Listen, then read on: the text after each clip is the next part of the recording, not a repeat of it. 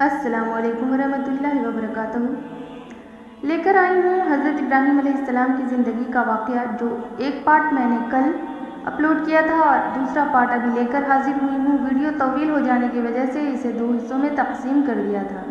یہاں پر میں بات کروں گی حضرت ابراہیم علیہ السلام کے ساتھ جو معجزہ ہوئے، بہت سارے ایسے واقعات گزرے، ان پر وحی آتی تھی۔ جس طرح سے ہمارے آخر الزماں کے پیغمبر نبی پاک صلی اللہ علیہ وسلم پر وحی آتی تھی، وہ بھی پیغمبر حضرت ابراہیم علیہ السلام پر بھی بہت سارے ایسے معجزات ہوتے تھے، واقع ہوتے تھے، اور ان تمام باتوں کو یہاں پر بتاؤں گی۔ دیکھیے کہ ابراہیم علیہ السلام بادشاہ نے حضرت ہاجرہ کو حضرت ابراہیم کی اہلیہ حضرت سارہ کی خدمت کے لیے پیش کیا۔ اس وقت تک حضرت سارہ کی کوئی اولاد نہیں ہوئی تھی۔ مصر سے حضرت ابراہیم علیہ السلام پھر فلسطین واپس تشریف لائے۔ حضرت سارہ نے خود حضرت ہاجرہ کا نکاح حضرت ابراہیم علیہ السلام کے ساتھ کروا دیا۔ بڑھاپے میں حضرت ہاجرہ کے بطن سے حضرت اسماعیل علیہ السلام پیدا ہوئے۔ کچھ عرصہ بعد حضرت سارہ کے بطن سے حضرت اسحاق علیہ السلام پیدا ہوئے۔ اللہ تعالیٰ کے حکم سے حضرت ابراہیم علیہ السلام نے اپنی بیوی حضرت ہاجرہ اسماعیل علیہ السلام کو مکہ مکرمہ کے چٹیل میدان میں بیت اللہ کے قریب چھوڑ دیا، جیسا کہ فرمان الہی ہے: اے ہمارے پروردگار، میں نے اپنی کچھ اولاد کو آپ کی حرمت والے گھر کے پاس ایک ایسی وادی میں لا بسایا ہے جس میں کوئی کھیتی نہیں ہوتی۔ ہمارے پروردگار، یہ میں نے اس لیے کیا تاکہ یہ نماز قائم کریں، لہٰذا لوگوں کے دلوں میں ان کے لیے کشش پیدا کر دیجیے اور ان کو پھلوں کا رزق عطا فرمائیے تاکہ وہ شکر گزار بنیں۔ سورۃ الابراہیم آیت نمبر 83۔ آیت نمبر 73۔ حضرت ابراہیم علیہ السلام کی دعا ایسے قبول ہوئی کہ دنیا بھر کے مسلمانوں کے دل مکہ مکرمہ کی طرف کھینچے چلے جاتے ہیں۔ چنانچہ ہر مسلمان کی یہ خواہش ہوتی ہے کہ وہ کم از کم ایک مرتبہ اللہ تعالیٰ کے گھر کی ضرور زیارت کرے، اور پھلوں کے افراد کا یہ عالم ہے کہ دنیا بھر کے پھل بڑی تعداد میں وہاں موجود ہیں۔ کے لیے کچھ نہ رہا تو حضرت ہاجرہ بے چین ہو کر قریب کی صفا اور مروہ پہاڑیوں پر پانی کی تلاش میں دوڑی۔ چنانچہ پانی کا چشمہ زمزم جاری ہوا۔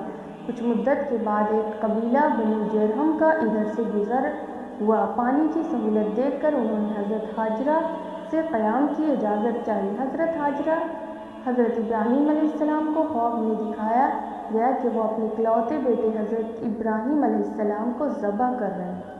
نبی کا خواب سچا ہوا کرتا ہے، چنانچہ اللہ کے اس حکم کی تکمیل کے لیے فوراً فلسطین سے مکہ مکرمہ پہنچ گئے، جیسا کہ فرمان الہی کہا: بیٹے، میں خواب میں دیکھتا ہوں کہ تمہیں ذبح کر رہا ہوں، اب سوچ کر بتاؤ تمہاری کیا رائے ہے؟ جب باپ نے بیٹے کو بتایا کہ اللہ تعالیٰ نے مجھے تمہیں ذبح کرنے کا حکم دیا ہے،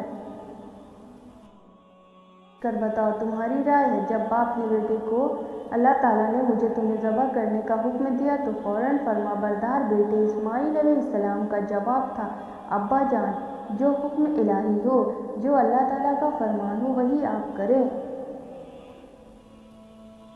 کچھ آپ کو حکم دیا جا رہا ہے، اسے کر ڈالیے، انشاءاللہ آپ مجھے صبر کرنے والوں میں پائیں گے۔ سورۃ الصافات آیت نمبر 201 میں۔ اور پھر اللہ تعالیٰ کی رضا کے لیے حضرت ابراہیم علیہ السلام نے تاریخ انسانی کا وہ عظیم الشان کارنامہ انجام دیا جس کا مشاہدہ نہ اس سے پہلے کبھی زمین و آسمان نے کیا اور نہ اس کے بعد کریں گے۔ اپنے دل کے ٹکڑے کو منہ کے بل زمین پر لٹا دیا، چھری تیز کی، آنکھوں پر پٹی باندھی اور اس وقت تک پوری طاقت سے چھری اپنے بیٹے کے گلے پر چلاتے رہے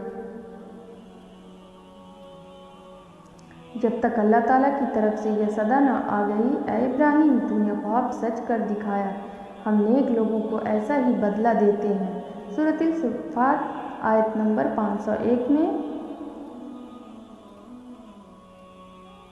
چنانچہ حضرت اسماعیل علیہ السلام کی جگہ جنت سے ایک میڑھا بھیج دیا گیا جسے حضرت ابراہیم علیہ السلام نے ذبح کر دیا۔ اس واقعے کے بعد سے اللہ تعالیٰ کی رضا کے لیے جانوروں کی قربانی کی جاتی ہے۔ خاص عبادت میں شمار ہو گیا۔ چنانچہ حضور اکرم صلی اللہ علیہ وسلم کی امت کے لیے بھی ہر سال قربانی نہ صرف مشروع کی گئی بلکہ اس کو اسلام حضور اکرم صلی اللہ علیہ وسلم کے طریقے پر جانوروں کی قربانی کا یہ سلسلہ کل قیامت تک جاری رہے گا۔ انشاءاللہ اس عظیم امتحان میں کامیابی کے بعد اللہ تعالیٰ نے حضرت ابراہیم علیہ السلام کو حکم دیا کہ دنیا میں میری عبادت کے لیے گھر تعمیر کرو۔ چنانچہ باپ بیٹے نے مل کر بیت اللہ شریف خانہ کعبہ کی تعمیر کی جیسا کہ فرمان الہی ہے۔ اور اس وقت کا تصور کرو جب ابراہیم بیت اللہ کی بنیادیں اٹھا رہے تھے اور اسماعیل بھی ان کے ساتھ شریک تھے، اور دونوں یہ کہتے جاتے تھے کہ اے ہمارے پروردگار، ہم سے یہ خدمت قبول فرما۔ بیت اللہ کی تعمیر سے فراغت کے بعد اللہ تعالیٰ نے حکم دیا کہ لوگوں میں حج کا اعلان کرو۔ حضرت ابراہیم علیہ السلام نے حج کا اعلان کیا۔ چنانچہ اللہ تعالیٰ نے حضرت ابراہیم علیہ السلام کا اعلان نہ صرف اس وقت کے زندہ لوگوں تک پہنچا دیا بلکہ عالم ارواح میں تمام روحوں نے بھی یہ آواز سنی۔ جس شخص کی قسمت میں بیت اللہ کی زیارت لکھی تھی اس نے اس اعلان کے جواب میں لبیک کا فرمان الہی ہے، اور لوگوں میں حج کا اعلان کرو کہ وہ تمہارے پاس پیدل آئیں اور دور دراز کے راستوں سے سفر کرنے والے ان اونٹنیوں پر سوار ہو کر آئیں جو لمبے سفر سے دبلی ہو گئی ہو۔ سورۃ الحج میں آیت نمبر 72 میں اس کا ذکر ہوا ہے۔ دنیا کے کونے کونے سے لاکھوں عازمین حج کا ترانہ یعنی لبیک پڑھتے ہوئے مکہ مکرمہ پہنچ کر حضور اکرم صلی اللہ علیہ وسلم کو بتائے ہوئے طریقے پر حج کی ادائیگی کر کے اپنا تعلق حضرت ابراہیم علیہ السلام اور حضرت اسماعیل علیہ السلام کی عظیم قربانیوں کے ساتھ جوڑتے ہیں۔ حج کو اسی لیے عاشقانہ عبادت کہتے ہیں کیونکہ حاجی کے ہر عمل سے وارفتگی اور دیوانگی ٹپکتی ہے۔